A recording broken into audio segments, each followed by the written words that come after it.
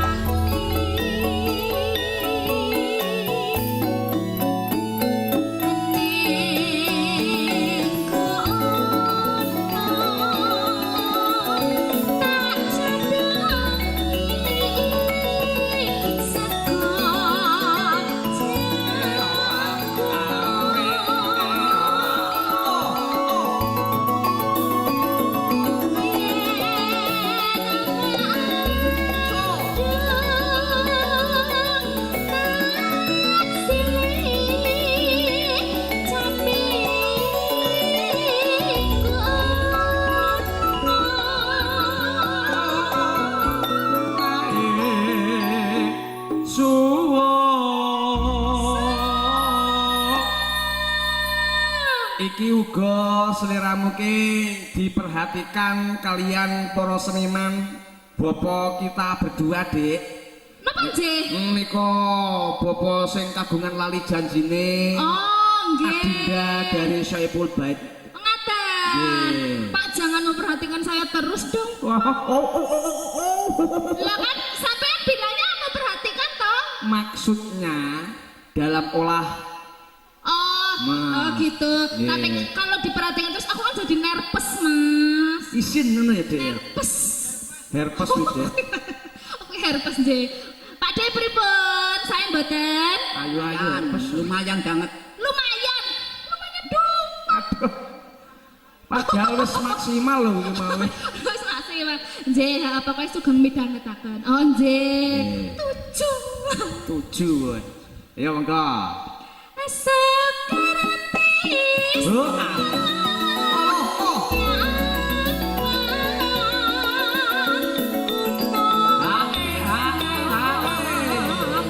Jogja, Solo.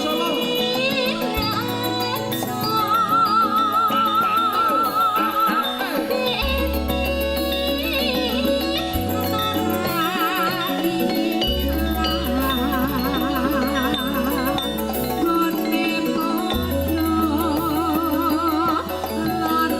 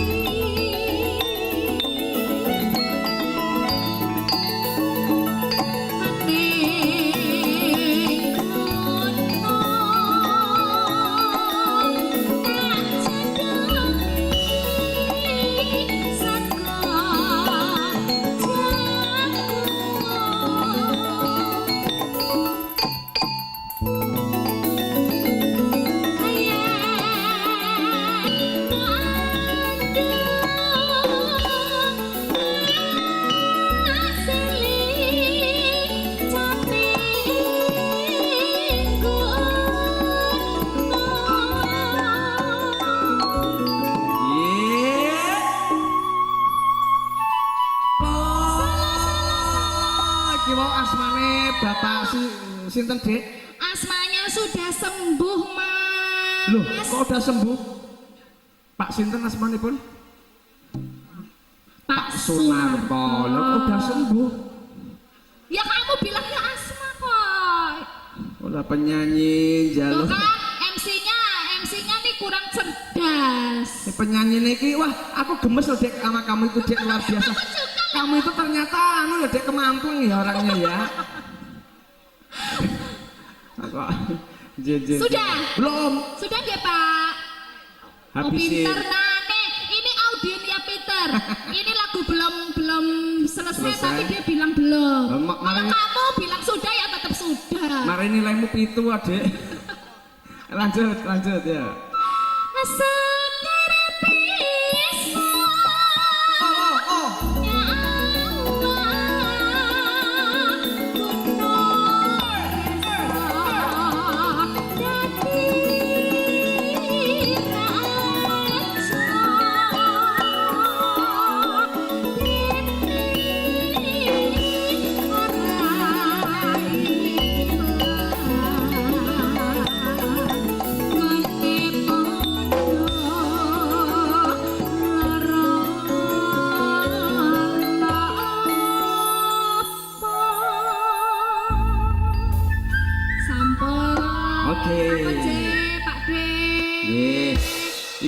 Iki mau caping gunung permintaan saking Bapak Sunaryo.